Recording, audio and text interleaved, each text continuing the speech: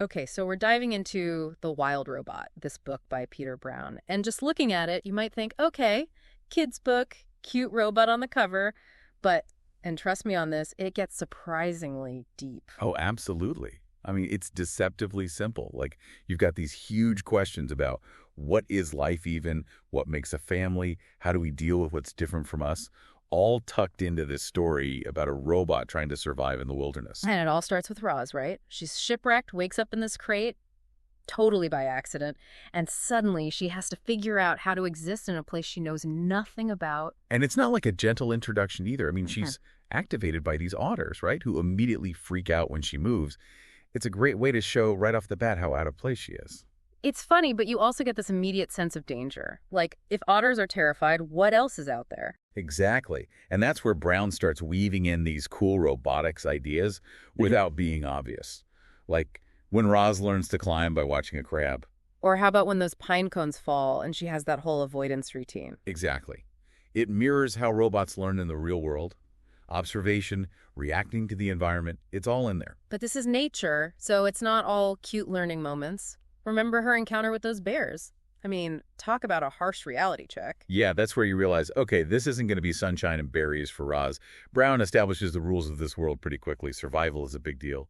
And then there's the dawn truce. Okay, yeah, for anyone who hasn't read it yet, explain the dawn truce. So every morning at dawn, all the animals have this ceasefire, like a truce where they can interact without, eating each other. Yeah. Which is kind of amazing when you think about it. This organized peace every single day makes you wonder if humans could manage something like that. Right. It speaks to a level of cooperation we strive for. And into this very structured society comes Roz, finally figures out animal language, can communicate.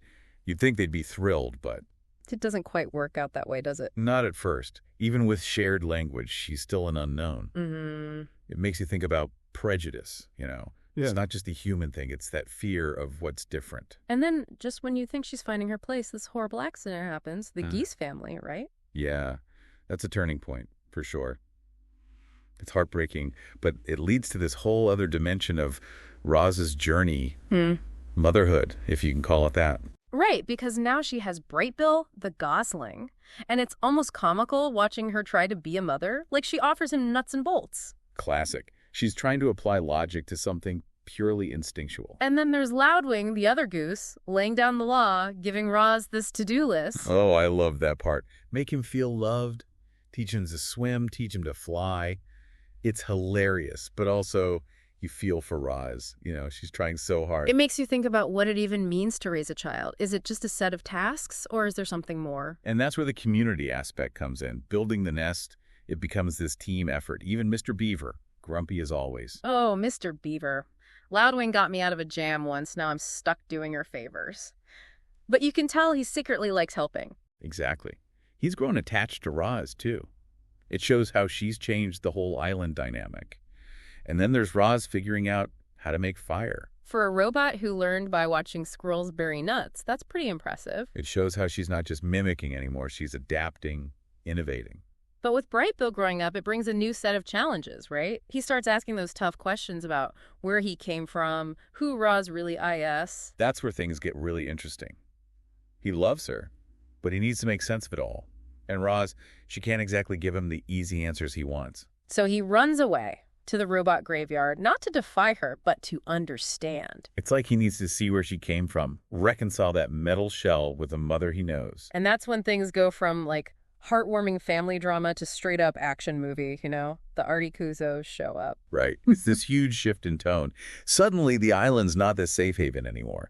And the way everyone bands together to protect Roz, amazing. It's like that final exam in Community. Yeah. Owls, beavers, even Mother Bear throws down. Which really hits home how much Roz has changed things. She's not just accepted, she's defended. But Brown doesn't pull punches either. I mean, Mother Bear gets hurt, it's intense. You even worry about Brightbill. It's like, wow, this kid's book got real fast. And through it all, Roz, she's trying to protect everyone else. Which leads to, well, that moment. The sacrifice, yeah. It's brutal, but also kind of inevitable, the way Brown's been building it up. It just makes you think, what does it even mean to be alive, Roz is a machine, but she chooses love over self-preservation. It's that classic question of what makes us human. Except here, it's a robot forcing us to ask it. And that ending, I'm still not over it. She's back online, but there's this look in her eyes. Right. Like, is it really the same Roz? The island's changed, she's changed. It's kind of hopeful, but also a little bit unsettling. And that last line, when she reintroduces herself, man, gives me chills every time. Because it makes you rethink the whole book. Yeah. Was this her real beginning all along? Choosing the island, choosing the strange family? It's such a powerful message about finding your place, even if it's not where you belong, you know what I mean? And the future that Brown hints at. Robots and animals coexisting. It's not all sunshine and roses, we see that.